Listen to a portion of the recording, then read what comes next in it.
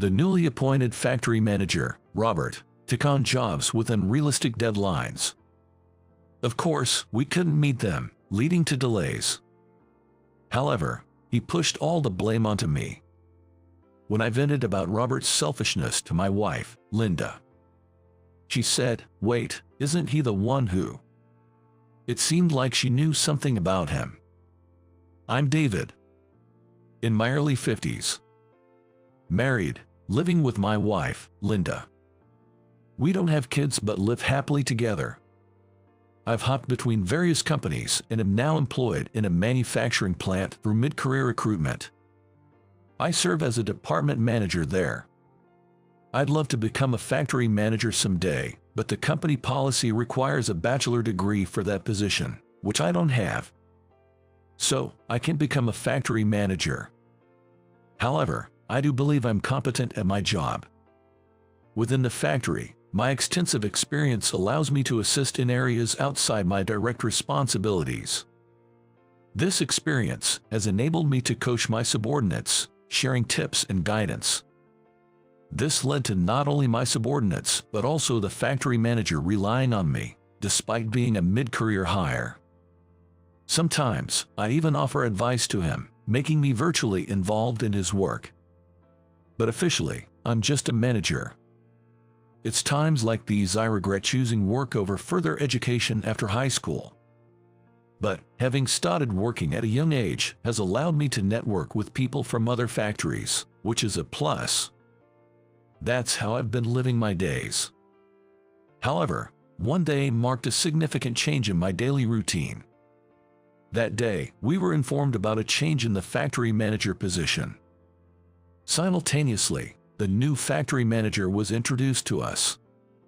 His name was Robert Miller. He graduated from a top university, and his father is the president of the company. On paper, he's an elite. But he tends to overestimate his abilities. Having graduated from a top university, he looks down not only on high school graduates but also on those from regular universities. He despises the factory workers and always talks down to them.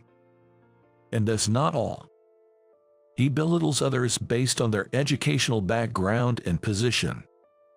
For instance, when a subordinate pointed out a mistake Robert had made, he exploded, saying, "You're 10 years too early to be pointing things out to me." Even though we were just trying to help by pointing out a mistake, Robert, possibly due to his high pride, refused to listen to any of our opinions. He looked down on us for our educational backgrounds and wouldn't listen to anyone. Within a week of his appointment, Robert was disliked by all his subordinates. A month after Robert became the factory manager, he summoned me. "I've secured a job, so start working on it immediately," he said. And it was with a major client, no less. I was somewhat impressed that he had landed such a big job. But then he added, "The deadline is in 2 weeks, so hurry." 2 weeks, I exclaimed in shock. The deadline was too short. Looking at the workload, it was clear that it was impossible to complete in 2 weeks. Even with the most optimistic estimates, it would take at least 4 weeks for such a major task. It was easy to foresee that this task couldn't possibly be done in just 2 weeks. Wondering what kind of tricks he used to secure the job, it turned out he had accepted it with such an unreasonable deadline. "It's impossible, Robert. It's unfortunate for our client, but we need to delay the deadline." I advised him that the deadline was absolutely impossible to meet. But he dismissed it, saying, "You've just been slacking off until now. If you work your fingers to the bone, you'll make it, right? Now get to work immediately." He wouldn't listen at all. I realized arguing further would be futile. Reluctantly, I headed to our subcontractor's factory. "I know the deadline is unrealistic, but could you possibly do your best?" I asked for their cooperation to make this job a success. I also asked my subordinates, knowing it was a lot to ask, if they could work overtime. I was prepared for their resistance. But my worries were in vain. If it's a request from you, we're happy to help," they said, agreeing to my request. I thanked the subcontractors and my team, and we all got to work. As a manager, I had a responsibility. So, I worked as hard as the others, not wanting to be outdone. All to meet the deadline. See you tomorrow. At the end of the overtime, my subordinates were exhausted. So, I sent them home first. As for me, I stayed behind in the factory to work alone. Some tasks required multiple people and were impossible alone, but there were tasks I could do by myself. To reduce my subordinates' burden, I decided to work on what I could alone. This went on not just for one day, but night after night. Consequently, I started coming home late at night more frequently. Linda was worried about me coming home worn out every late night. "Are you okay? If it's too hard, maybe you should take a break from work." "I'm fine. Don't worry."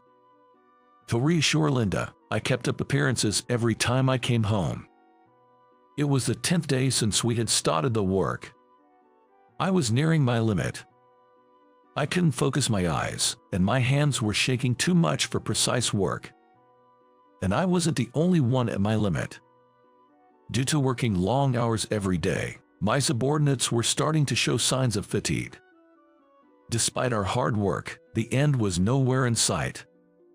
This situation continued, and it was mentally taxing.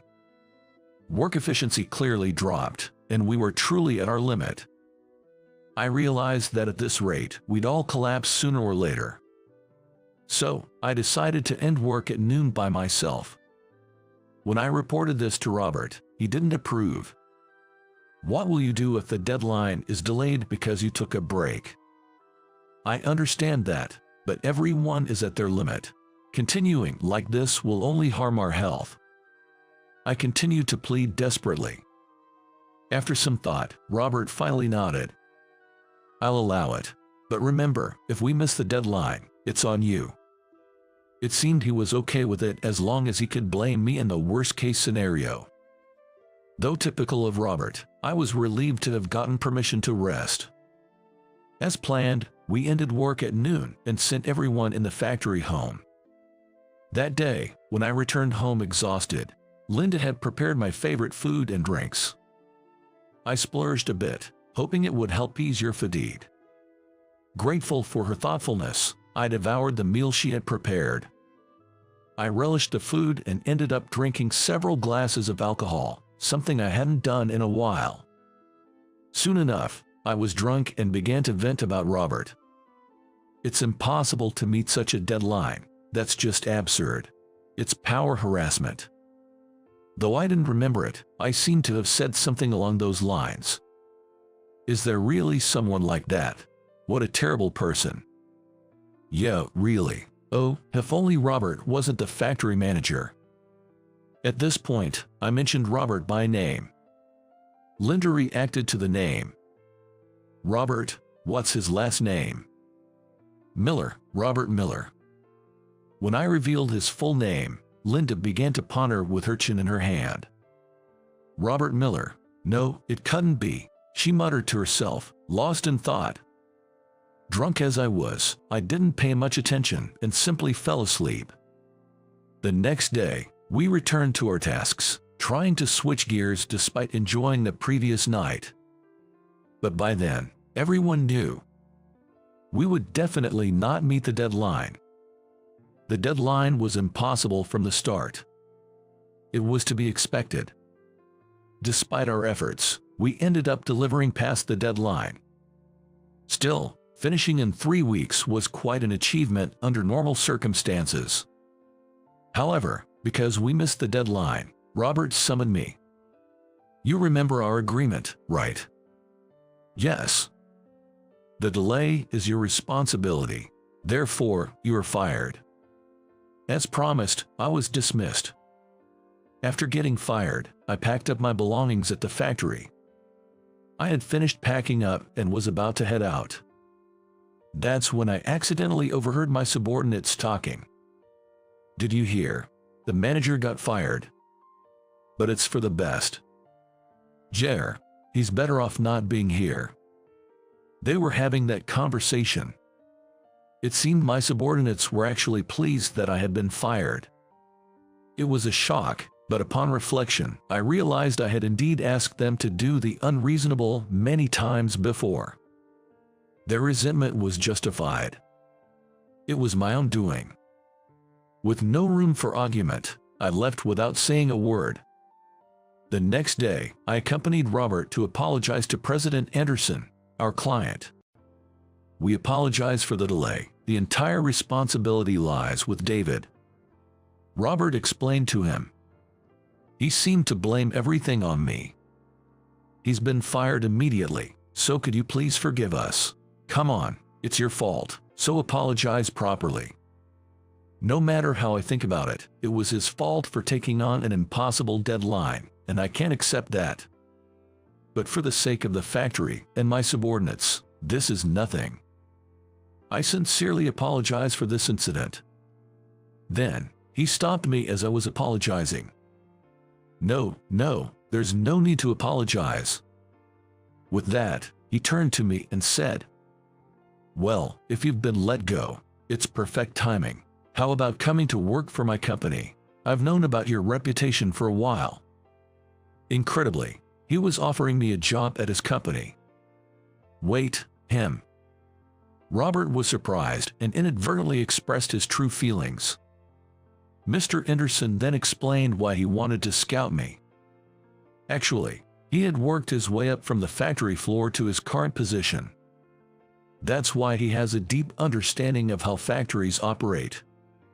He was aware that the conditions proposed by Robert were unrealistic. However, he was impressed by how much we had achieved in such a short period and was actually checking our progress.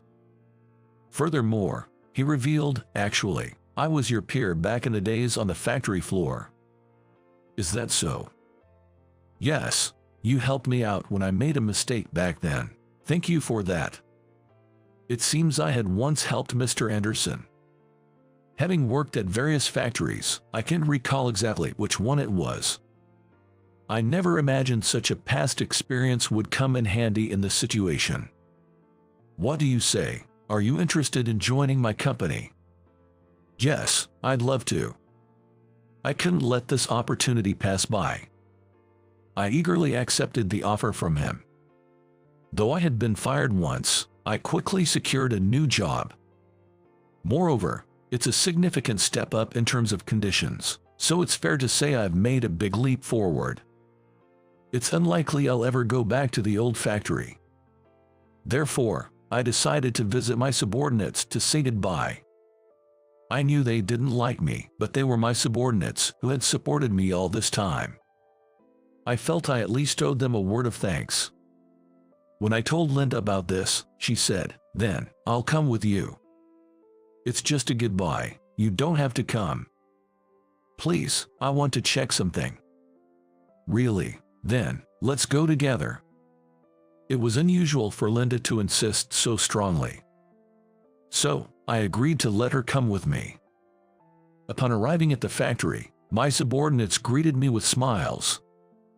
Surprised but grateful, I gave each of them a small gift as I said my goodbyes. "Sorry for the hard times. Thank you for everything." Many of them were in tears. "It's sad to think you're really leaving."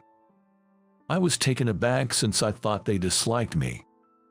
"I thought you all hated me for making you work so hard." "Nobody hates you, David. We're actually glad you got fired. We were worried you'd be exploited under that factory manager." It turned out I was mistaken about being disliked. They believed that I wouldn't be able to become a factory manager here and would just be exploited. That's why they thought it was good for me to leave the company and were happy about it. Knowing their true feelings almost moved me to tears. I was blessed with such great subordinates. Then, I guess it's time to say goodbye to Robert as well. After bidding farewell to my subordinates, I went to see Robert. "Thank you for everything up to now." "Whatever." Robert responded indifferently. It seemed he didn't like the fact that I was being scouted by a major company. Thinking it was just typical behavior, I was about to leave. But then, Linda made her move. "So it was you after all, Robert." When Linda called out from behind, Robert turned to look at her. Suddenly, his face turned pale. "Linda," he said, recognizing her in a tone that suggested familiarity. "You seem to have taken advantage of my husband." Robert had kept being intimidated by Linda. Confused, I listened as she explained the situation. As it turns out, Linda is the daughter of a major company's president and had once been arranged to meet someone for a marriage meeting. That someone was Robert. His father is the president of a subcontractor for her father's company. That connection led to their arranged meeting. However, his arrogant attitude and derogatory comments about Linda's appearance led her to reject him. In the end, she refused him, and the marriage meeting was called off. He was severely reprimanded by his father, but it seems his character hadn't changed much since then. "I'm terribly sorry for what happened then, and for causing such trouble to your husband." Sensing trouble, he apologized. For me, since this situation led to a better job opportunity, I was inclined to forgive him. But she felt differently.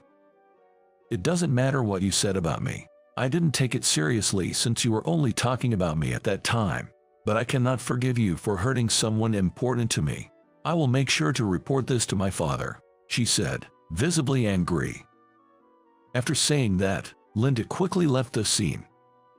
I followed her, leaving that place behind us. Things moved quickly from there. She reported his past behavior to her father. This information quickly reached Robert's father, who became furious with him. "How many times will you repeat the same mistakes? I can't entrust the factory to someone like you. You're fired." He decided to fire his son. But it didn't end there. "You'll get no more support from the family. It's time you made it on your own," he told Robert. Robert had often relied on his family's support in the past. After losing his job and finding himself alone, he was left to fend for himself, adrift and directionless. As for me, I was thriving in my new role at the company, quickly making a name for myself. My hard work was recognized, and I was given responsibility for one of the factories. Having achieved my long-held dream of becoming a factory manager, I was performing even better than at my previous company. Motivated by the support of my wife, I was determined to work even harder. "Just come inside the house, please." When I returned from work, a distraught housewife from next door was standing in front of my house. Seeing her shivering in the cold, I led her inside and offered her a warm bath and a meal. I couldn't help but be concerned about her situation, so I asked her about it and inadvertently. 3 weeks later, a stern-looking man in a black suit came to my door. "Please accept this deed for $3 million. "Huh? My name is Luke. There's nothing particularly outstanding about me." He is an ordinary businessman. But there's one thing that sets me apart from other businessmen. Both of my parents have passed away. It's possible that there are others who have lost their parents to illness or old age under similar circumstances. But mine is different. It happened about a month after I started working at my current company. Back then, I was still trying to learn everything and was completely overwhelmed. Then, a phone call came into the office. Aaron, my boss, turned pale and said to me, "Luke, listen calmly. Aaron, the police just called. Your parents were hit by a runaway car and have been taken to the hospital." "What?" Upon hearing Aaron's report, my mind went completely blank. The same was true for a senior colleague working at the desk next to mine, whose hands had stopped typing. "We're going to the hospital right now." "Huh? I'll drive. Pull yourself together, Joshua. You take care of things here." Understood. Hang in there, Luke. I feel truly fortunate to have had such supportive bosses. They immediately took me to the hospital and stood by me as I was in a daze. Upon arriving, a police officer in uniform welcomed us and led me to my parents. They took me to the morgue. I learned that my parents were just walking across a pedestrian crossing when an elderly driver crashed into them. Apparently, the driver had a sudden health issue while driving and died at the wheel. The cause of death was a heart attack. Naturally, the driver couldn't brake and continued to accelerate, crashing into my parents. Dad, Mom, ag. After the police officer's formal report, I collapsed on the spot. Aaron set me down on a chair in the morgue, but I couldn't stop shaking. Your parents died instantly. The driver who caused the accident also. The only small consolation was that my parents didn't suffer before passing to the other world. But that doesn't make the sadness go away. The family of the person who caused the accident came that day, and a man, possibly their son, deeply apologized. He looked about the same age as my father. I'm so sorry, my father, I'm so sorry. Then Aaron stood up to protect me. I understand that you've also lost your father and are, in a sense, victims as well, and I can understand your desire to apologize quickly. However, he has just lost both his parents at once. I don't think it's right to apologize to someone in such a state of grief. The man's shoulders shook at Aaron's words. I'm sorry, I understand, but apologizing here and now is just self-satisfaction. You've also suddenly lost a family member, so your emotions must be all over the place. Please come back later with a lawyer to apologize formally. Aaron's firm stance was truly reassuring. Without Aaron, I might have lashed out at the man in front of me or accepted his apology and forgiven him. After Aaron spoke, the family of the perpetrator left, but not before Aaron comforted me with a gentle pat. Aaron, it's okay. Take some time to rest. The company will take care of everything else, okay? Yes. Aaron's words brought tears to my eyes again. The company really took care of everything afterwards. They received compensation from the family of the perpetrator and arranged for a formal apology with a lawyer present. Thinking calmly, the person who caused the accident was no longer in this world either. Their family just kept apologizing. Since I had no one to direct my anger towards, I ended up just accepting the money and closing the chapter on this incident. Honestly, I didn't want to have any more involvement with the family that caused my parents' deaths, so it worked out. So today, I had to work alone from the house where I used to live with my parents. I was living these lonely days. My house is in a typical residential area, but many of the nearby homes are new and impressive. Especially the house to my right, which was large and had been vacant for a while. It seemed that someone had recently moved in. So someone has finally moved in. I thought this as I glanced at the moving truck. It was a large truck, so I was curious, but I didn't know who had moved in. I've heard that in apartments and condominiums these days, people often skip the moving and greetings due to privacy concerns. It must be a young family that moved in next door. In the end, there was no greeting from them. Even if I thought about greeting them in the morning, our paths never crossed during my morning commute. Still, I thought I'd greet them whenever we did meet. I didn't think much of it. A few days later, as I was returning home from work and was about to reach my house, I witnessed a woman in front of me whose paper bag tore, spilling the groceries she was carrying.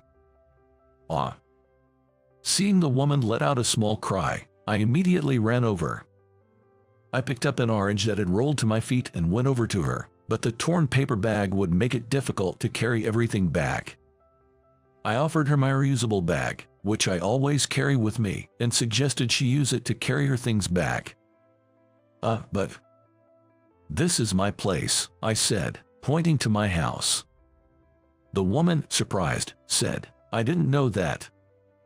Something about the context felt off, and it turned out that the woman lived in the luxurious house next door. The woman's name was Evelyn. Evelyn was very thin, and her voice was frail and soft. Knowing that I lived next door, Evelyn seemed a bit surprised. Well, I can understand how she felt. After all, my house is a dilapidated building, far from being considered nice.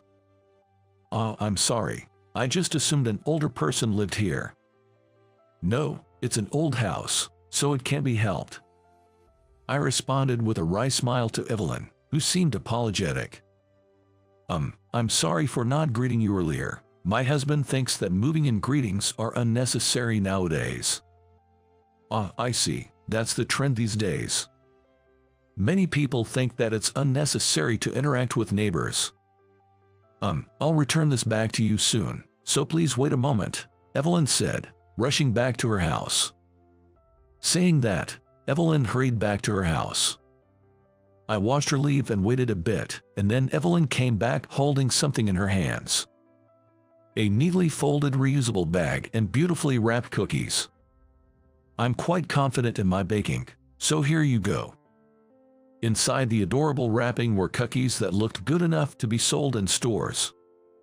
The simple, bite-sized round cookies had the homemade appearance of something made with children at home. Thank you. Did you make these with your kids? No, I don't have children. It's just my husband and me. I see. Yes, even though I'm the one who ends up eating them, I find both making and eating sweets enjoyable. Evelyn said with a gentle smile, clearly loving the process of baking. However, the fact that she was the only one eating them suggested her husband didn't partake in her baked goods. I'll gladly accept. With that, I politely unwrapped a cookie and tasted it right there. It was vanilla-flavored, crumbling deliciously in my mouth. It was genuinely tasty, no flattery intended.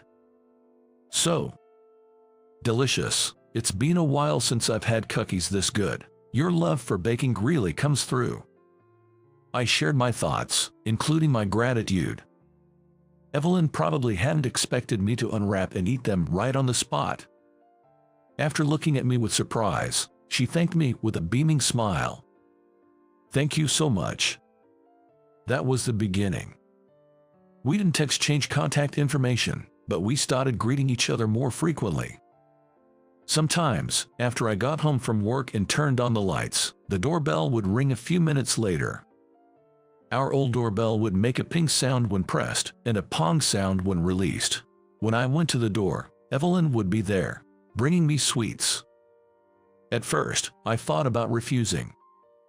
After all, she was a married woman, and it wasn't exactly commendable behavior. But it was clear her actions were driven by a desire to have someone enjoy her baking. From our conversations, I learned that her husband Brandon was wholly devoted to his work and they rarely went out together.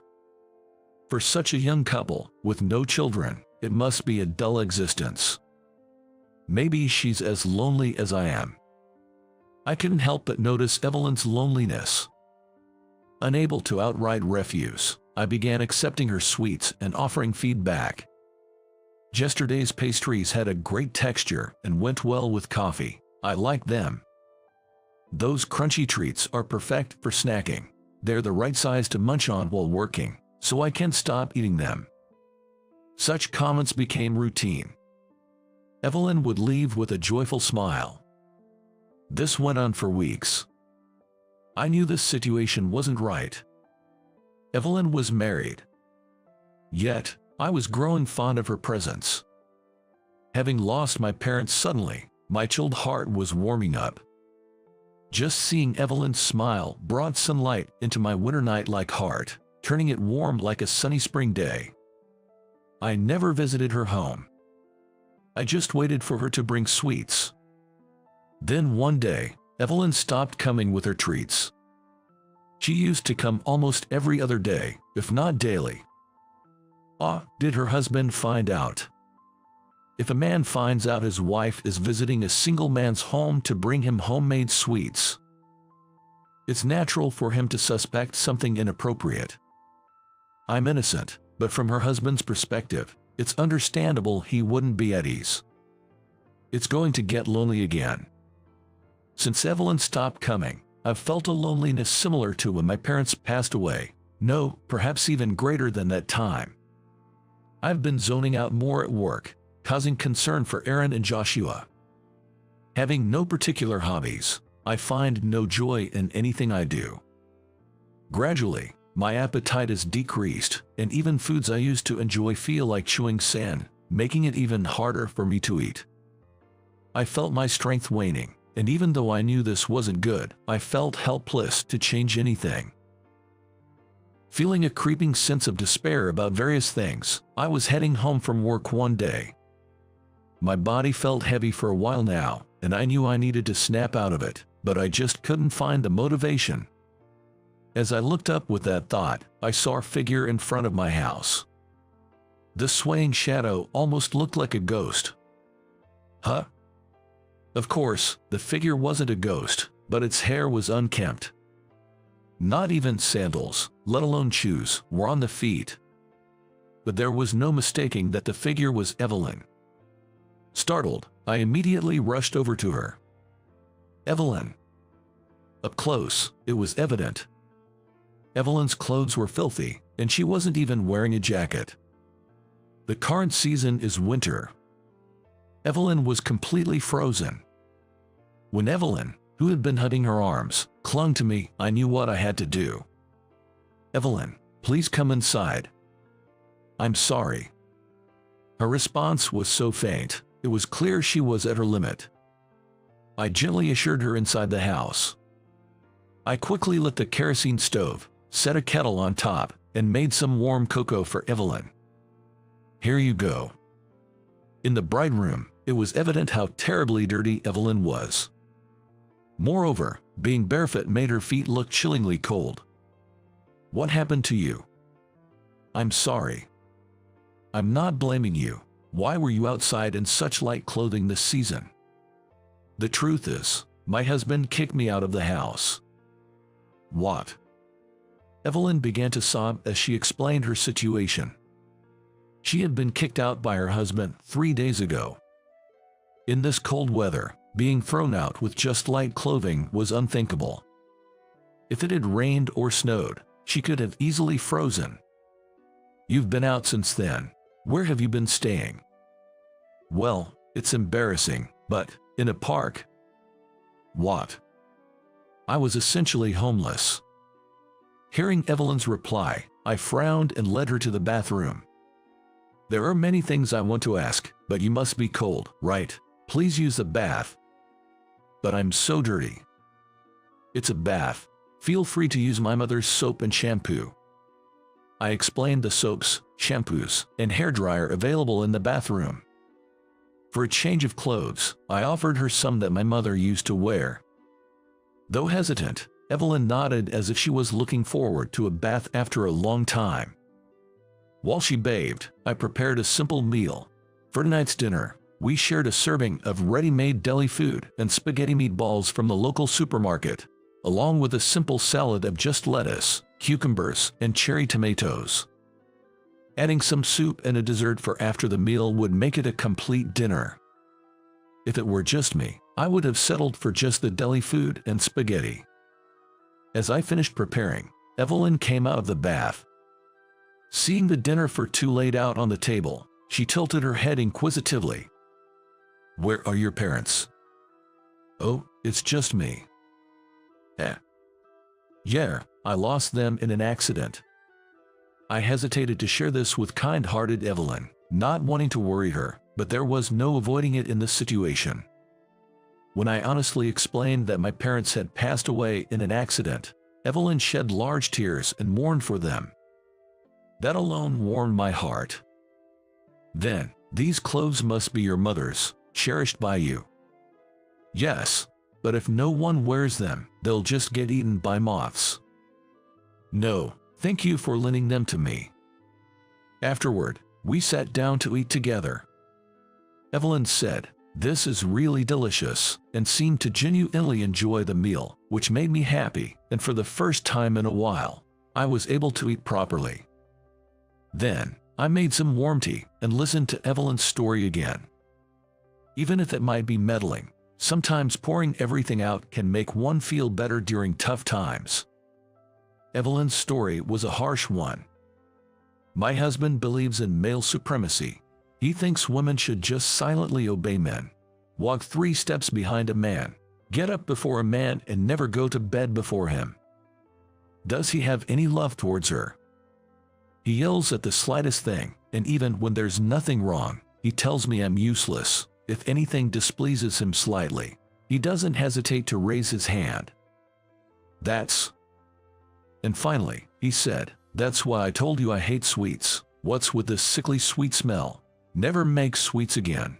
And he threw away all my baking tools, whisks, spatulas, everything that could be used for cooking, without asking me. I do all the household chores properly.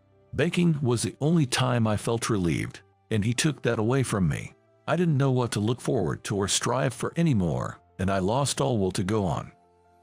Evelyn, looking down, sniffled. "My negligence in household chores enraged my husband further.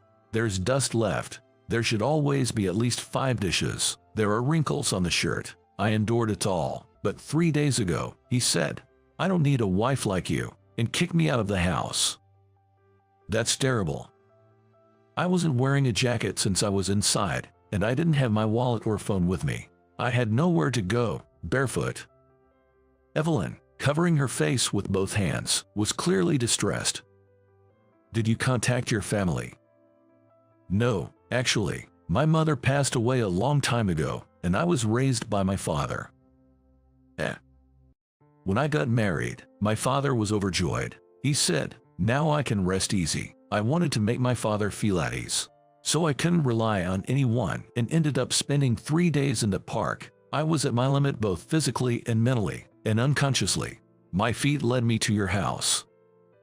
Evelyn's story was quite severe. I'm sorry for the trouble, not just today, but also before." "Yes. You must have realized I was bringing sweets because I wanted praise and feedback, right? I'm really selfish. I'm sorry." Evelyn apologized to me through her tears. "There's no need for you to apologize. Instead, let's go to your father's place." "But I don't have parents anymore, but you have someone you can rely on, and I think your father would be happy if you relied on him." "Really?" "Yes. It's better to talk while you can. It's too late to regret not talking after losing someone." Convinced by my words, Evelyn cried again. The next day, I lent her some of my mother's clothes and a small amount of money, and she took a taxi back to her parents' home. 3 weeks have passed since I sent her back to her family. Suddenly, a stern-faced man in a black suit came to my place, and I almost wanted to pretend I hadn't seen him and close the door. I didn't because he introduced himself as Justin, Evelyn's real father. Believing his words, I invited him into my home. After seating him in the living room of my old house and serving tea, he composed himself and deeply thanked me. "Thank you for persuading my daughter to return home." "It's nothing. So, Evelyn, your daughter made it back home safely." I was relieved because I had been worried that her husband might interfere. "My name is Justin, Evelyn's father. She's a bit sheltered. I can't thank you enough for what you might have done if you hadn't persuaded her." Justin's words cleared up a mystery I had long pondered. So Evelyn was indeed like a rich lady. Please accept this as a token of my gratitude. The tower mansion over there, the top floor 3 LDK. Here's the deed, worth $3 million. Please take it. He placed the deed to the tower mansion on the table. Shocked by the sudden offer, I tried to decline while pushing the deed back. No, I didn't help with that intention." "Then, what intention did you have when you helped my daughter?" Asked with a beaming smile, I found myself at a loss for words. But even if I simply claimed it was out of kindness, it's doubtful I would be believed. Sorry, I fell in love with Evelyn. Of course, I had no intentions, and I haven't done anything. I helped her because I love her. I didn't want to see her sad. I honestly expressed my feelings. I've heard about you from my daughter, from meals to clothes, even lending her your late mother's clothes. I knew how sincere and good you were just from hearing about you, but now that I've met you, I feel it even more. With that, Justin offered the deed again, looking a bit hesitant. That's why, would you consider moving to a new house? This house is, well, quite. My house is indeed old and dilapidated. Gusts of wind come in, and the insulation is cold as if eaten by rats. He must have heard about the condition of the house from Evelyn. That's why Justin, with good intentions, was trying to pass the deed to me. This house is filled with precious memories of my parents who are no longer here. I want to stay here forever. I'm sorry. I appreciate your concern.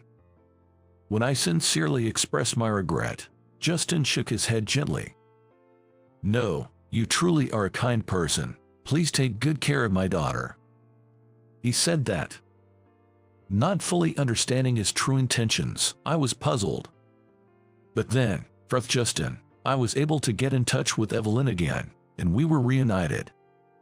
I was invited to Evelyn's family home on my next day off and treated to her homemade sweets. I fought so many times. Evelyn's sweets have a gentle taste. I was able to divorce him after that. Really?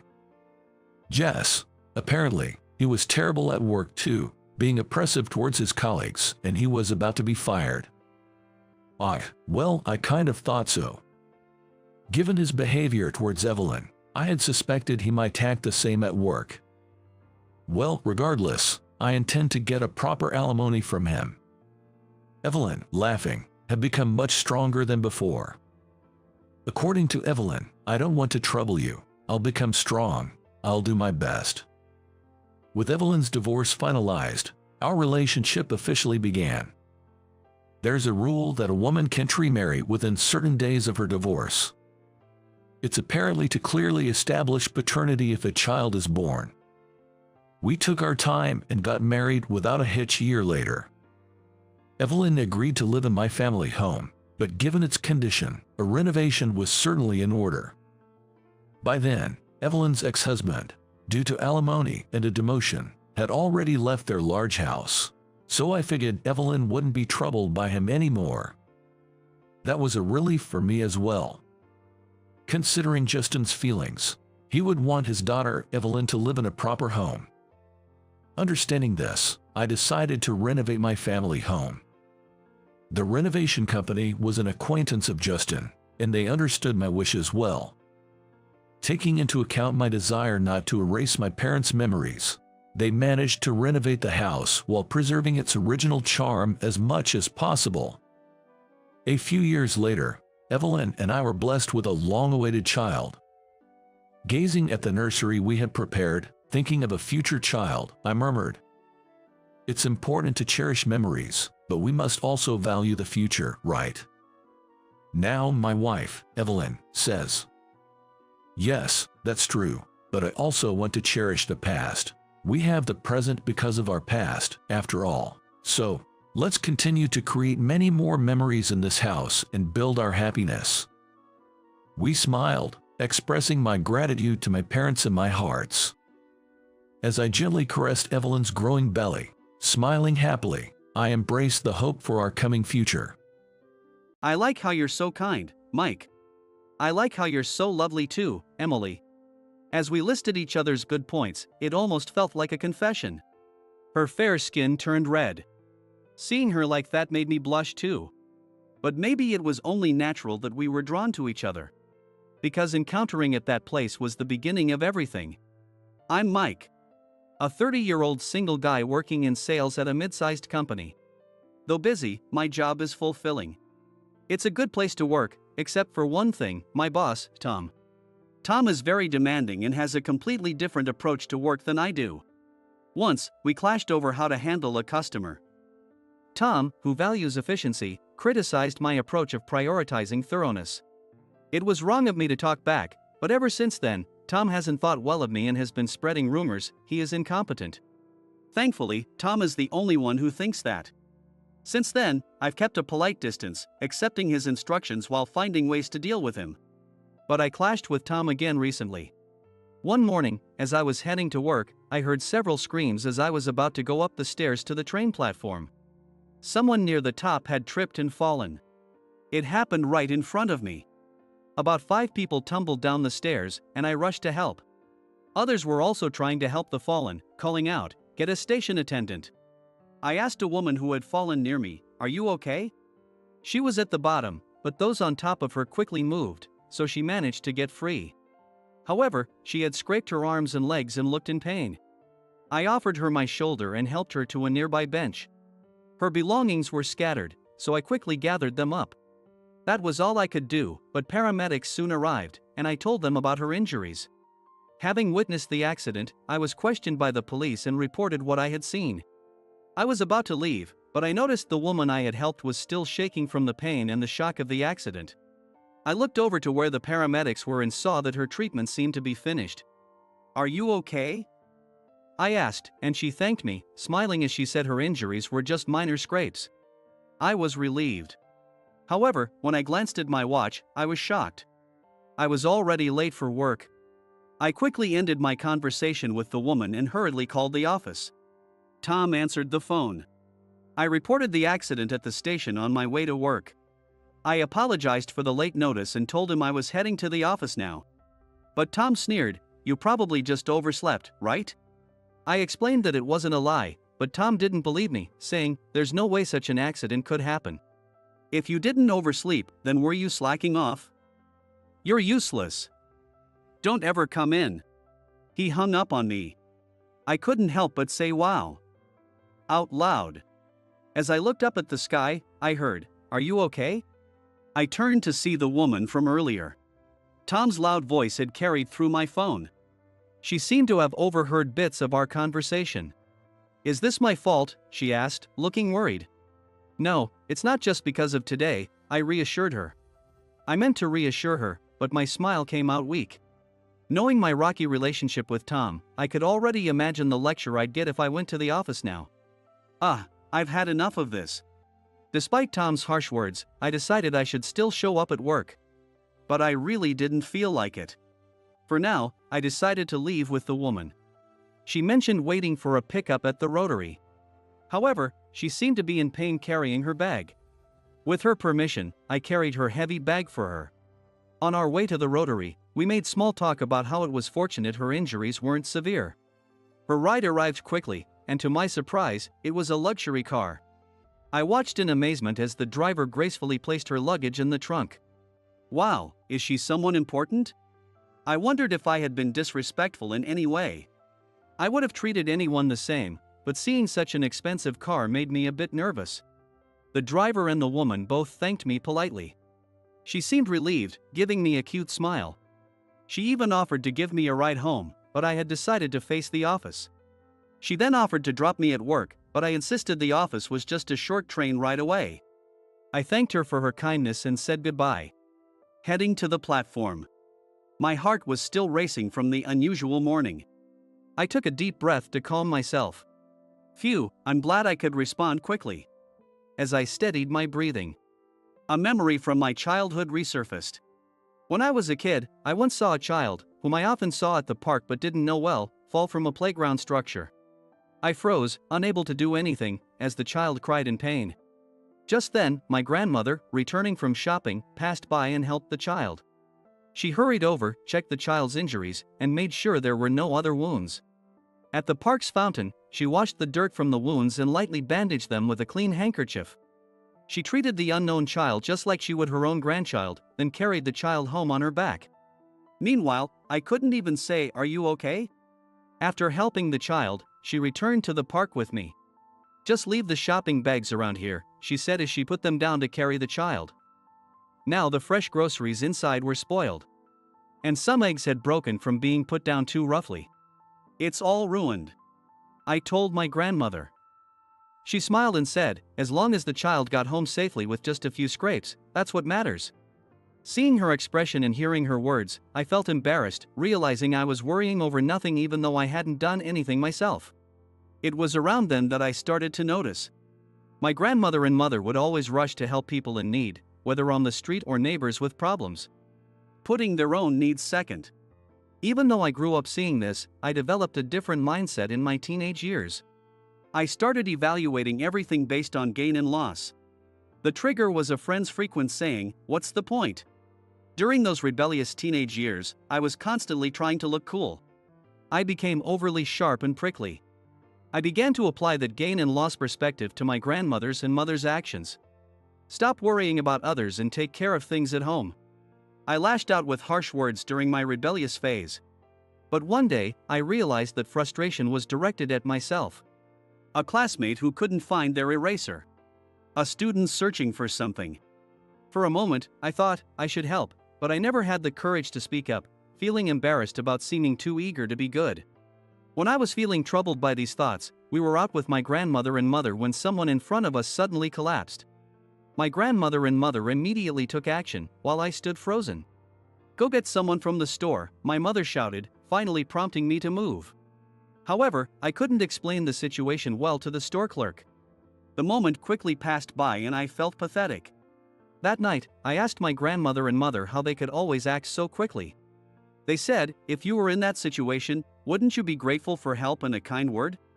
They casually mentioned that lost time can always be made up. For them, helping others was simply a given. I felt a deep shame for always standing back, thinking someone else would handle it. Not long after, I noticed a classmate in need. "Want to use mine?" I tried to say it casually, but my heart was pounding. "Thank you. You saved me." Seeing the happy smile on that kid's face, I felt relieved. Once I actually did it, it didn't seem so uncool. I felt embarrassed about my previous attitude of always asking, "What's the point?" From then on, I gradually became more proactive, leading up to today. Perhaps because today had been quite eventful, memories of those times came flooding back. Thinking back, I realized I had handled things more smoothly today, and I gave myself a little pat on the back. As I was thinking about all this, I arrived at work. Hurrying to my department, I ran into my boss, John. "Sorry, I'm late." I apologized. John, unaware of the situation, asked, "What's going on at this hour?" I honestly explained what had happened on my way to work and mentioned that I had informed Tom about my delay. Heading to the department now, I knew there would be trouble. I also reported that Tom had told me not to come in. Tom again. John sighed. Tom was a point of frustration for John as well. We exchanged knowing smiles, and John patted my back, telling me to get on with my work as he walked with me to the department. As we entered, Tom glared and clicked his tongue. He looked like he wanted to say something, but John intervened and called out, "Tom," which prevented any further issues. I managed to start my regular tasks. But from that day on, I began considering a job change. It wasn't just because of the incident and the tardiness, but it was one of the factors. The current company rarely transfers employees.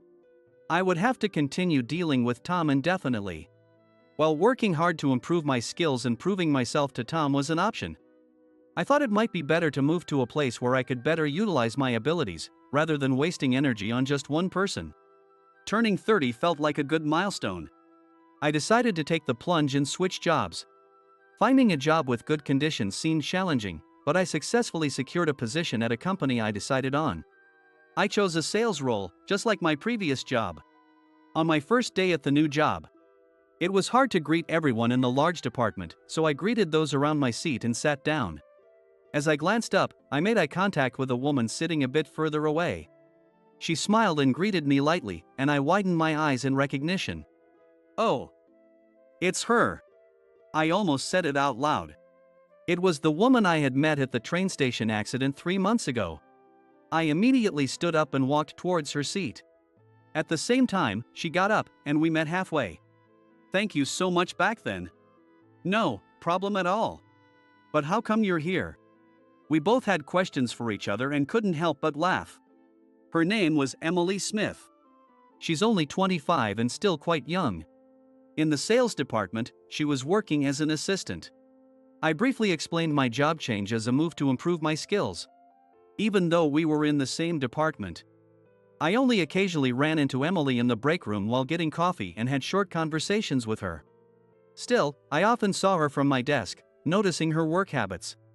Emily was always the most efficient worker. What impressed me the most was her keen observation. If she saw that the files and materials on the shelves were disorganized, she would quickly tidy them up. If she noticed trash on the floor, she would promptly pick it up. She would approach visitors in the lobby with a smile if they seemed lost, and she would help those carrying heavy loads. Seeing her take action first and doing everything naturally, I began to respect her a lot. As I watched her more, I started to develop feelings for her. When we first met, I only saw her as someone to help, but now I noticed how fair-skinned she was and how lovely her smile was. Her dedication to her job stood out among the younger employees. I began to see her as both a colleague and an interesting woman. One day after work, while waiting for the train on the platform, I heard a woman's voice saying, "Are you okay?" Looking in that direction, I saw a man in a suit crouching down, looking unwell. My feet naturally moved toward them. When I finally reached him, a woman was already there, offering her support. To my surprise, it was Emily. Together, we helped the man to a bench. Someone else called for station staff, and the man was taken to the first aid room. After everything settled, Emily and I exchanged glances. "This reminds me of another time," she said. "Yes, it's like a continuation from before. But today, we were the ones helping," she said, rubbing her arm where she was injured that day. "It was really painful and scary, but I was so grateful when you spoke to me right away." "Thank you for that." Emily vividly remembered that day and expressed her gratitude. She also mentioned how well I had handled the situation. "Mike, you asked before doing anything, right? Even when you took my hand or touched me, you were considerate because I'm a woman. And when you helped me to a safe place, you spread a handkerchief so my clothes wouldn't get dirty. You even offered me your water bottle. You called the paramedics immediately when they arrived. You noticed I was trembling and reassured me that everything was okay multiple times." Hearing her recount my actions made me feel a bit embarrassed since I hadn't realized what I was doing at the time. Being able to do such things naturally is wonderful. "I really like you for being so kind, Mike." Hearing her say this while looking into my eyes made me feel a little flustered. "Well, Emily, you too," I stammered. There were countless things I could praise about her. Even today, because Emily noticed the man immediately, he avoided a worse situation. Her natural kindness was always evident. When I told her this, Emily blushed. "That's why I like you, Emily," I said. Realizing how that sounded, I felt embarrassed and muttered, "Oh." It felt like a confession. Seeing Emily's face, her cheeks were slightly red. Pressing her cheeks with her hands, Emily asked shyly, "Does this mean I confessed first?" But this was the turning point where we realized our mutual feelings and started dating. We dated for 3 years before getting married. We could have tied the knot earlier, but we decided to wait until Emily's work settled down. However, there was a surprising episode behind this decision. Emily and I were in the sales department together. But a few months into our relationship, she was transferred to another department. She got promoted to the strategic planning department. I was surprised by the sudden advancement, and Emily hesitantly opened up, saying, "Well, actually." I let out a sound of surprise like never before. It turned out Emily was the granddaughter of the company president. Before I joined the company, she had been gaining experience by rotating through various departments. Her tenure in the sales department had ended, and she was moving on to her next assignment. Incidentally, the president's last name is also Smith. Though it might sound rude to say it's a common last name. I never realized Emily was the president's granddaughter because she never gave off that aura. In hindsight, the luxury car I saw when we first met should have been a clue. But Emily lived alone in a small apartment and wasn't picked up or dropped off in a fancy car. Emily flashed a playful smile and said, "I never got around to telling you," but her humble behavior, despite her impressive background, made me respect her even more. Speaking of surprises, there's another story. It was when I introduced Emily to my grandmother and parents. I brought Emily to my family's home. My grandmother and Emily saw each other and exclaimed, "Oh," and then burst into laughter. Well, Mike, this is the third time I've met this young lady. What? You're Mike's grandmother? Curious, I asked what was going on, and it turned out my grandmother and Emily first met about a year ago. My grandmother had gone out alone and ended up buying a lot of souvenirs. While waiting in line for the elevator at the station, the bags she was carrying were in the way. She let families and groups go ahead of her. At that time, Emily was waiting for a friend and could see the elevator. After a while, seeing my grandmother still standing there with her bags, Emily approached her and said, "Let's take the next one together." At that time, Emily offered to carry my grandmother's bags, saying, "I'll take those for you," and helped her to the taxi stand. About 6 months later, Emily was out at a festival near the station with a friend, wearing a dress. In the crowd, the ribbon on Emily's dress got messed up. Her friend tried to fix it but couldn't manage. My grandmother, also at the festival with friends, saw Emily struggling and offered to help. After fixing the ribbon, they recognized each other from their previous encounter. My grandmother said, "I finally repaid your kindness," and went on her way. This was their third encounter. My grandmother joked, "Maybe it's me who's fated to be with Emily, not you, Mike," which made everyone laugh. Coincidentally, both the place where Emily and I met and where my grandmother and Emily met was the same station. That station seemed to have something that brought people together. In our family, we call that station the matchmaking station. It's quite mysterious. Somehow, kindness upon kindness linked into a connection. And that connection transformed into happiness, bringing smiles to our family.